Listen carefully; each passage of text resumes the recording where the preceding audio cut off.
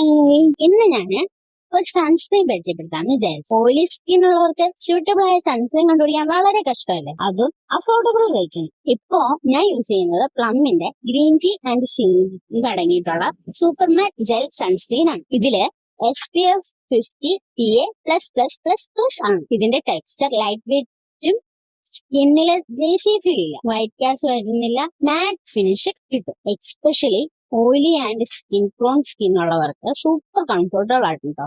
Gel texture ആയതുകൊണ്ട് തന്നെ സ്കിന്നില് heavy feel വരത്തില്ല, മേക്കപ്പിന്റെ അടിയിലും നന്നായി വർക്ക് ചെയ്യും.